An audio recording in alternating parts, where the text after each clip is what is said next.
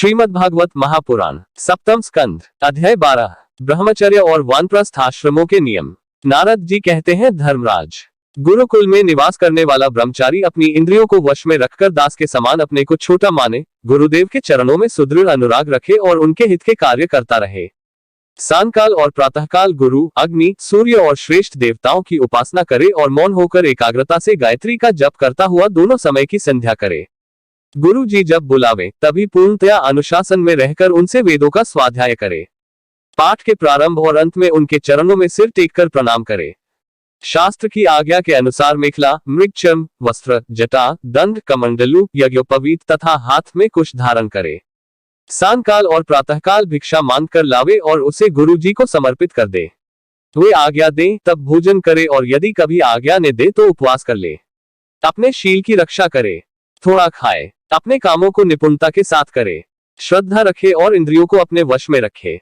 स्त्री और स्त्रियों के वश में रहने वालों के साथ जितनी आवश्यकता हो उतना ही व्यवहार करे। जो गृहस्थ नहीं है और ब्रह्मचर्य का व्रत लिए हुए है उसे स्त्रियों की चर्चा से ही अलग रहना चाहिए। इंद्रियां बड़ी बलवान है, ये प्रयत्न पूर्वक साधन करने वालों के मन को भी क्षुब्ध करके खींच लेती है। युवक ब्रह्मचारी युवती गुरु पत्नियों से बाल सुलझवाना, शरीर मलवाना, स्नान करवाना, उपटन लगवाना इत्यादि कार्य न करावे। स्त्रियां आग के समान है और पुरुष घी के घड़े के समान। एकांत में अपनी कन्या के साथ भी न रहना चाहिए। जब वह एकांत में न हो तब भी आवश्यकता के अनुसार ही उसके पास रहना चाहिए। जब तक यह जीव आत्म साक्षात्कार के द्वारा इन देह और इंद्रियों को प्रतीति मात्र निश्चय करके स्वतंत्र नहीं हो जाता तब तक मैं पुरुष हूँ और यह स्त्री है, यह द्वैत नहीं मिटता। और तब तक यह भी निश्चित है कि ऐसे पुरुष यदि स्त्री के संसर्ग में रहेंगे तो उनकी उनमें भोग्य बुद्धि हो ही जाएगी। ये सब शील रक्षादि गुण गृहस्थ के लिए और सन्यासी के लिए भी विहित है। गृहस्थ के लिए गुरुकुल में रहकर गुरु की सेवा शुश्रूषा वैकल्पिक है, क्योंकि ऋतुगमन के कारण उसे वहां से अलग भी होना पड़ता है। जो ब्रह्मचर्य का व्रत धारण करें उन्हें चाहिए कि वे सूरमा या तेल न लगावे, उपटन न मले, स्त्रियों के चित्र न बनावे, मांस या मद्य से कोई संबंध न रखें, फूलों के हार, इत्र, फुलेल, चंदन और आभूषणों का त्याग कर दें। इस प्रकार गुरुकुल में निवास करके द्विजाति को अपनी शक्ति और आवश्यकता के अनुसार वेद, उनके अंग, शिक्षा, कल्प आदि और उपनिषदों का अध्ययन तथा ज्ञान प्राप्त करना चाहिए। फिर यदि सामर्थ्य हो तो गुरु को मुंह मांगी दक्षिणा देनी चाहिए। इसके बाद उनकी आज्ञा से गृहस्थ, वानप्रस्थ अथवा संन्यास आश्रम में प्रवेश करे या आजीवन ब्रह्मचर्य का पालन करते हुए उसी आश्रम में रहे।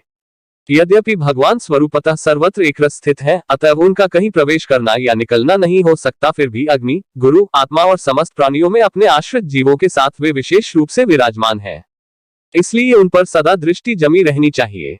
इस प्रकार आचरण करने वाला ब्रह्मचारी, वानप्रस्थ, सन्यासी अथवा गृहस्थ विज्ञान संपन्न होकर परब्रह्म तत्व का अनुभव प्राप्त कर लेता है। अब मैं ऋषियों के मतानुसार वानप्रस्थ आश्रम के नियम बतलाता हूँ। इनका आचरण करने से वानप्रस्थ आश्रमी को अनायास ही ऋषियों के लोक महलोक की प्राप्ति हो जाती है। वानप्रस्थ आश्रमी को जोती हुई भूमि में उत्पन्न होने वाले चावल, गेहूं आदि अन्न नहीं खाने चाहिए। बिना जोते पैदा हुआ अन्न भी यदि असमय में पका हो तो उसे भी न खाना चाहिए। आग से पकाया हुआ या कच्चा अन्न भी न खाए।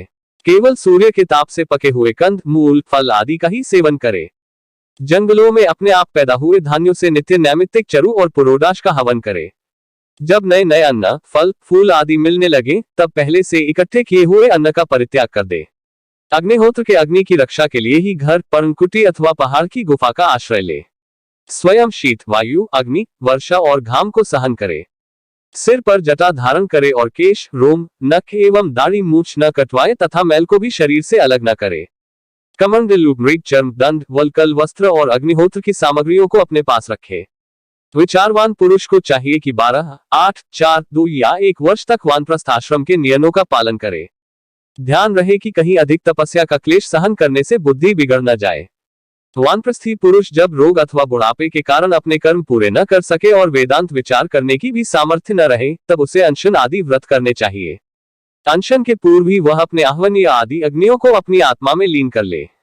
मैंपन और मेरेपन का त्याग करके शरीर को उसके कारणभूत तत्वों में यथा योग्य भलीभांति लीन करे। जितेंद्रिय पुरुष अपने शरीर के छिद्राकाशों को आकाश में, प्राणों को वायु में, गर्मी को अग्नि में, रक्त, कफ, पीप आदि जलीय तत्वों को जल और हड्डी आदि ठोस वस्तुओं को पृथ्वी में लीन करे। इसी प्रकार वाणी और उसके कर्म भाषण को उसके अधिष्ठात्र देवता अग्नि में, हाथ और उसके द्वारा होने वाले कला कौशल को इंद्र में, चरण और उसकी गति को काल स्वरूप विष्णु में, रति और उपस्थ को प्रजापति में एवं पायु और मलोत्सर्ग को उनके आश्रय के अनुसार मृत्यु में लीन कर दे।